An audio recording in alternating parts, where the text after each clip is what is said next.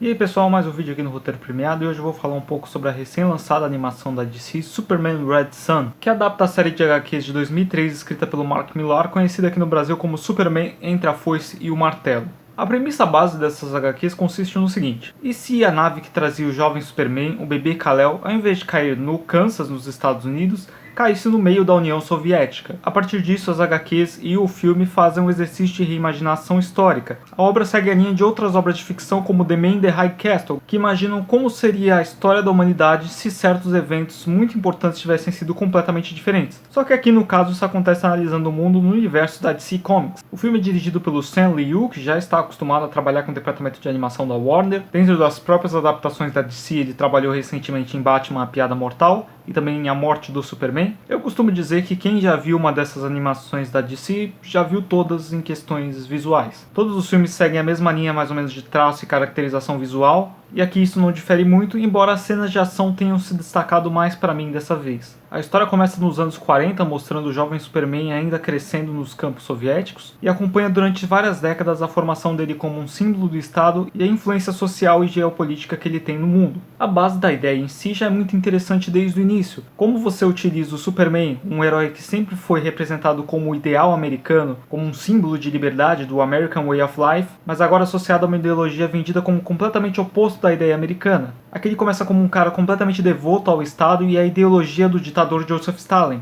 Mas quando ele começa a descobrir as atrocidades e crimes contra a humanidade cometidos pelo governo soviético, sua ideologia começa a balançar, e ele sente que precisa usar seus poderes para transformar a humanidade e levar a um caminho que ele considera ideal. Os primeiros 20 minutos do filme criam uma discussão muito interessante sobre a relação entre liberdade e governo, quão importante é a liberdade individual, até que ponto ceder sua liberdade individual pelo bem coletivo é algo bom. O uso da figura do Superman aqui remete, em um tom menos sombrio, ao uso da figura do Dr. Manhattan nas histórias de Watchmen, o imparável exército de um homem só utilizado como propaganda política e social, usada como suposta representação da qualidade e do poder de determinado país. Mas a história não chega a um tom como o Watchmen. Não estamos aqui falando de um filme que quer fazer um estudo social sobre seus personagens. Várias versões alternativas de heróis e vilões clássicos da DC são utilizados aqui. Eu diria que os grandes destaques positivos são a Mulher Maravilha e o Batman. A Mulher Maravilha oferece uma visão alternativa ao Superman. Ela tem os mesmos objetivos, mas ela não concorda com os métodos utilizados pelo Superman. E o Batman aqui é o total contraponto. Ele é um defensor da total liberdade individual, mesmo que isso cause problemas à sociedade.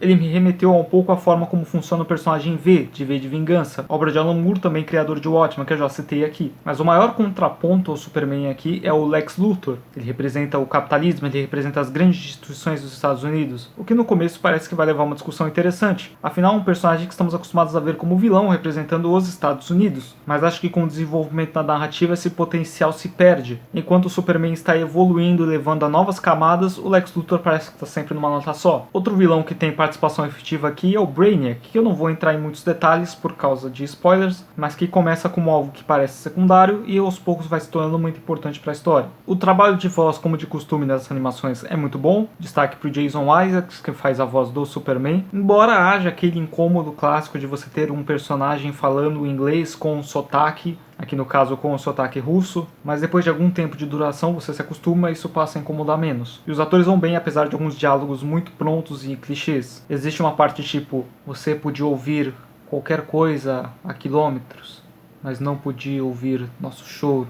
A maioria desses filmes da DC tem diálogos assim, se você está acostumado a vê-los como eu, você acaba não se importando tanto. A animação é bem curta, ela não chega nem a 1h30 e eu acho que isso é um problema. Você tem tanto material, tantas questões a ser discutidas, tantas discussões iniciadas, e a curta duração impede que o filme se aprofunde mais em cada uma dessas questões. Isso se reflete inclusive no final, que para mim foi extremamente decepcionante. Assim como em várias histórias que imaginam um mundo fictício na Guerra Fria, você tem uma escalada no conflito, uma escalada de tensão. A tensão da história vai aumentando, aumentando, aumentando, e aqui o filme vai criando essa tensão ao ponto que você espera uma conclusão muito chocante. Porém, no fim, todo aquele debate sobre liberdade, governo e papel social acaba se concluindo em poucos diálogos de um jeito que você pensa: se eles tivessem conversado sobre isso antes, talvez tudo tivesse resolvido. Além disso, tem um plot twist no fim da história que também não me agradou, e acaba que parece estar lá só para forçar uma conclusão pro arco do personagem do Superman. Em Superman Red Son, a ideia e a premissa funcionam melhor, que o desenvolvimento dela. O filme pincela muitos temas e muitas coisas interessantes, mas nunca chega a se aprofundar totalmente em nenhuma delas. Tem algumas boas cenas de ação, um bom trabalho de dublagem, tende a agradar quem já é fã desses filmes animados da DC, mas ao mesmo tempo tem um final muito decepcionante, o que te deixa com um gosto amargo na boca no fim do filme. Então vou fechar minha avaliação com uma nota 6 de 10. É isso, pessoal, obrigado por assistir mais um vídeo, não se esqueça de se inscrever, de comentar sua opinião e deixar seu like que ajuda muito o canal. Até a próxima crítica,